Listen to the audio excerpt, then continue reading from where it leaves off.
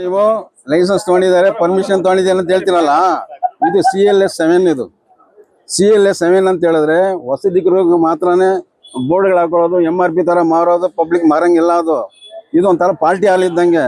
ಏನು ರೂಮ್ಸ್ ಮಾಡಿದ್ದಾರೆ ಅಲ್ಲಿ ಗ್ರಾಹಕರು ಬಂದಾಗ ಅವರಿಗೆ ಒಂದು ಪಾರ್ಟಿ ಹಾಲ್ ಕೊಡೋದಕ್ಕೆ ಮತ್ತು ಅವರಿಗೆ ಅಂತ ಸಿಮ್ಮಾಗ ಇರ್ಬೇಕನ್ನ. ಇಲ್ಲಿ MRP ಅಂತ ಹಾಕೊಳ್ಳೋದು, ಬಾರ್ ಅಂಡ್ ರೆಸ್ಟೋರೆಂಟ್ ಅಂತ ಯಾವುದೇ ಕಾರಣಕ್ಕೂ ಲೈಸೆನ್ಸ್ ಇರೋದಿಲ್ಲ. ಅದನ್ನು ಅಮಾನತ್ ಮಾಡಬೇಕು. ಆಮೇಲೆ ಇದಕ್ಕೆ ಸಂಬಂಧಪಟ್ಟ ಭ್ರಷ್ಟ ಅಧಿಕಾರಿಗಳಿದಾರಲ್ಲ, ಅವ್ರನ್ನ ಕೂಡಲೇ ಅವ್ರನ್ನ ಹೊರಗಡೆ. ಕಾಂಗ್ರೆಸ್ ಸರ್ಕಾರನೇ 106 ಬಾರ್ಗಳು ತೆಕ್ಕೊಳ್ಳಿಕ್ಕೆ ಅವಕಾಶ ಕೊಟ್ಟಿದೆ ಸರ್. ಕೊಡೋದಾಗಿದ್ರೆ ಯಾಕೆ ಕೊಡ್ಬೇಕಿತ್ತು? ಲೈಸೆನ್ಸ್ ಕೊಟ್ಟಿರೋ CLS 7 ಹೇಳದ್ ಕೇಳಿ. ಲೈಸೆನ್ಸ್ಗಳು ನಾನಾ ತರ ಇರ್ತವೆ. MRP ಇರುತ್ತೆ, ಬಾರ್ ಅಂಡ್ ರೆಸ್ಟೋರೆಂಟ್ ಇರುತ್ತೆ, ವೈನ್ ಸ್ಟೋರ್ಗಳು ಇರ್ತವೆ.